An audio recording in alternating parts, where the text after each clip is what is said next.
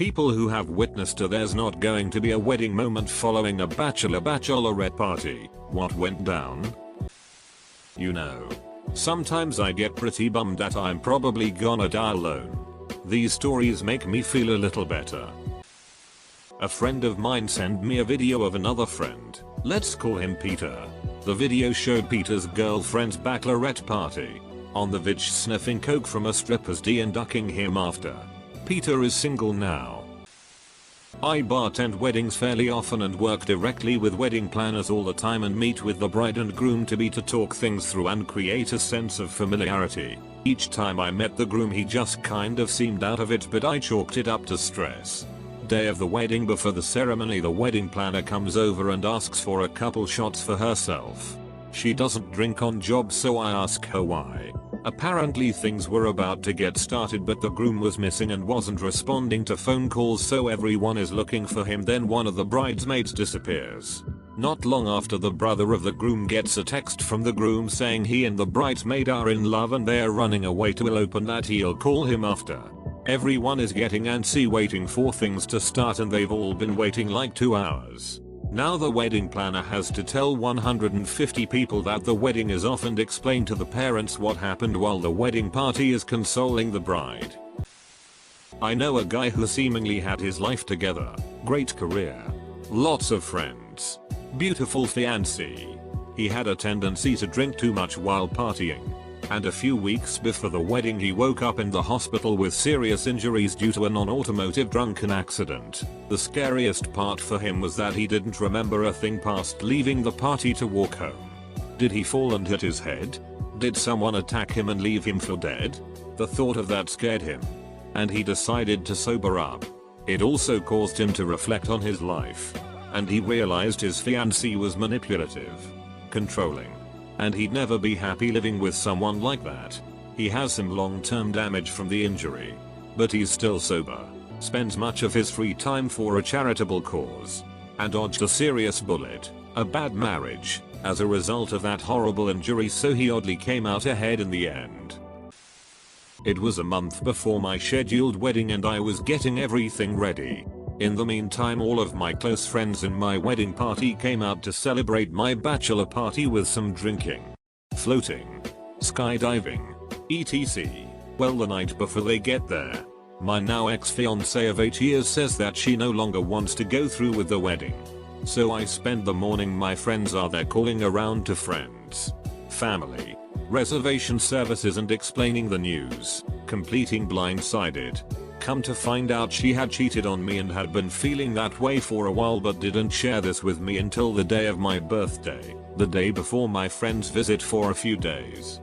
Needless to say, the plans changed a bit and it turned into my birthday party instead. Was pretty awful, but I ended up having a good time with best friends. Much happier now with my soulmate and so thankful that things worked out the way they did. One of the groomsmen got into a huge fight with the groom because he brought up the fact that his future wife cheated on him a few years prior. This is true, but it was water under the bridge by that point. Anyway, groom got really angry and said don't bother coming, then started reconsidering the marriage at all. Anyway, the next day they had sobered up and apologized to each other, so the wedding went ahead. She did in fact cheat on him in the end several years later though. My wife had a friend whose fiancé called off the wedding after he found out she had been with a black guy, years before they even started dating. Both parties happened same night, same location, as they didn't trust each other. Bachelorette and her maid of honor snuck off mid-party to go upstairs to a room they booked to have a six with some random people. Don't worry, the bachelor was a scum too. At some point during their relationship he poked holes in condoms so she'd get pregnant and stay. A family friend called off their destination wedding about 1 week from the date. Her whole side of the family already had the venue paid for, food and drinks booked, and their tickets all bought, so they still flew there and just had a big party. Her dad hated the guy she was marrying, and no one else liked him either. So they were a lot happier at this party than they would have been at a wedding. Wedding photographer here. This happened with a couple back in 2015. Night before the wedding, all the bridal party got together at the hotel, partied, and drank a lot. I show up the next morning 8 AM after a 2-hour drive to be told by the hotel receptionist that there was not going to be a wedding. Apparently a large fight broke out between the groomsmen and bridesmaids. Money to pay then vendors was stolen. The ceremony was supposed to be at 11 AM that day. After about 2 minutes of WTF is going on here? Nobody called and told me. I called the bride's mother and she stated that she was off to pick up the bride and groom, sit them down, and still try to have a wedding. Fast forward a couple hours. The groom showed up drunk out of his mind around 10 AM. Guests were already showing up. The bride finally showed around 11:30 noon time. And there was a ceremony at 1 PM. Yes, they still got married. The groom was drunk the whole day. The couple argued a ton. And the groom also felt up his mother during the mother-son dance. Needless to say, it was an eventful day. Not because of the party, but day of the wedding. Groom's family is patiently waiting. Bride's family hasn't shown. Bride's mother finally arrives and says that bride has discovered groom has a second fiance in another state and wedding is off. Rehearsal dinner photos on Facebook and someone tagged the wrong girl assuming that was his fiance he had been talking about. Except it was the other fiance. So bride see her tagged as someone else and messages from out of town friends about can't wait to meet her, why wasn't I invited? The future bride sucking the stripper at a bachelorette party. Everyone knew that there won't be a wedding anymore. Late to the party. But there's this one girl in my town who hired a male stripper for her bachelorette party. So she and her friends got drunk, naked, ducked the stripper and snorted sugar from his D. Worst thing is, they were so stupid to film everything and the video made it viral on local WhatsApp. Needless to say, there was no wedding. Happened in May. Wife's side of family. Bachelorette party. 2 strippers. Gets crazy. Bride was drinking but not drunk. Then she vanishes. Her bridal party, including her sister, sister-in-laws, cousin-in-laws, cousins, and my wife's sister head back to the hotel to find her. And they do. In bed with one of the strippers who happened to be a black guy. Not thinking that she could have possibly consented to this. They called the cops and abuse charges were filed. Cops arrest the dude. Wedding gets cancelled because how can you have a wedding 3 days after the bride was viciously raped? It doesn't add up. Detective on the case sees what is up and basically tells bride in front of her mom about false allegations. Mom flips out, threatens to sue. Bride looks like it. Comes clean privately to detective. Mom still believes her little princess was raped. Couple got married at courthouse a few weeks later. No clue what her husband thinks. I only met the dude once and not since the events. Hope to never see either again. Bachelor party went on a cruise and never left the ship.